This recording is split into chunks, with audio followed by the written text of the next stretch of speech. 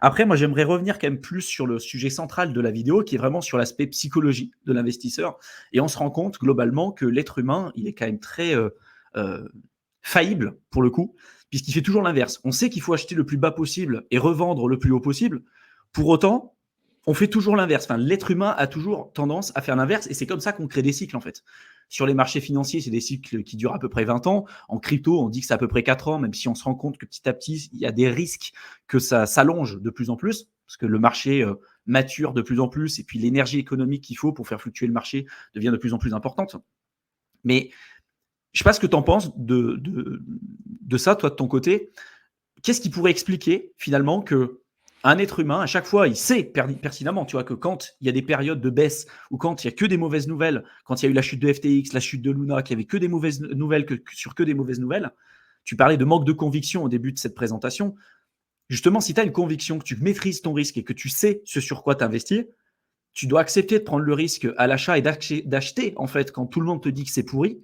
Et finalement, de faire l'inverse, de revendre quand tout le monde te dit c'est génial et que tu n'as que des bonnes nouvelles sur bonnes nouvelles sur bonnes nouvelles sur bonnes nouvelles. Parce que plus tu as des bonnes nouvelles, plus tu te retrouves sur un marché où il y a des personnes qui sont là par opportunisme et qui maîtrisent clairement pas leur risque. Donc, au moment où le marché va se retourner, bah, au final, ces gens-là, c'est les premiers à vendre et tu peux avoir des chutes en cascade énormes. Donc, qu'est-ce qui pourrait expliquer, selon toi, euh, la capacité des êtres humains en fait à faire totalement l'inverse, c'est-à-dire de se désintéresser concrètement Mm. de si c'est du marché quand ça a baissé, alors que c'est le meilleur moment pour pouvoir rentrer.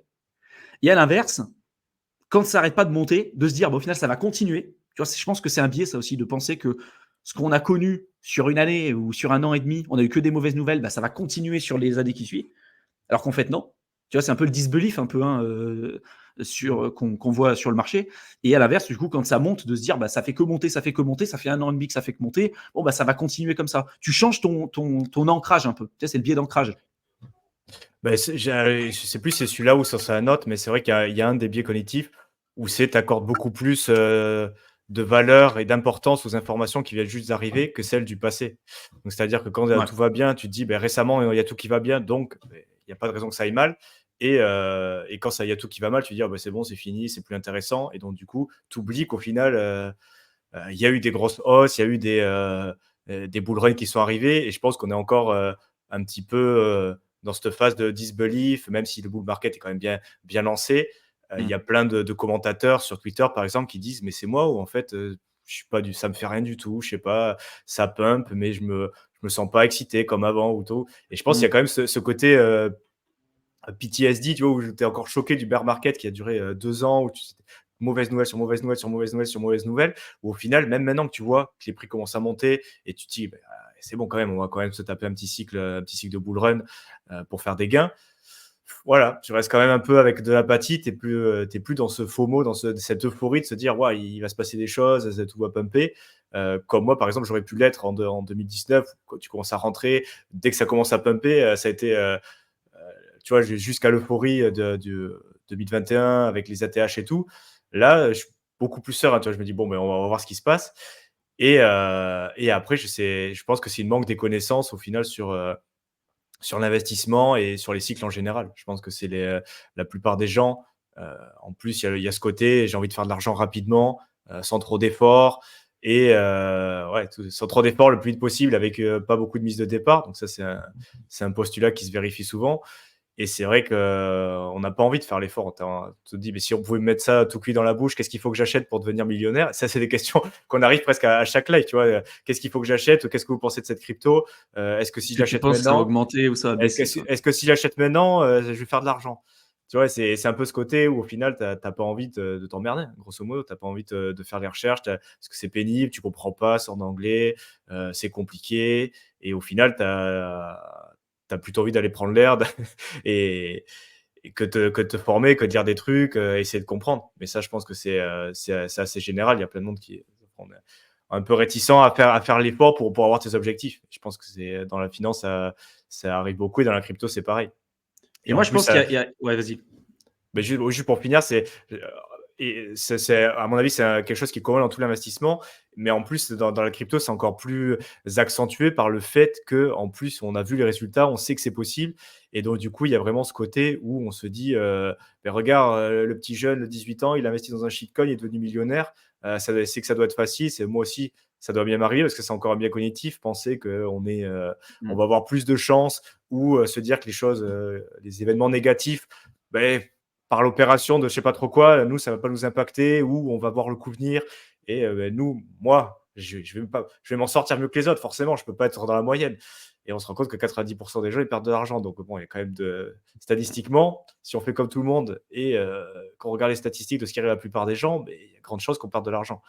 Donc après, si tu veux, ouais, je montrerai un petit rapport après. Mais vas-y. Moi, ce que je voulais parler, c'était surtout des biais cognitifs, en fait, parce que l'être humain, il est faillible, encore une fois, et le partenaire de Warren Buffett, qui s'appelait Charlie Munger, hein, qui est mort là assez récemment, avait écrit tout un ouvrage sur les différents biais cognitifs.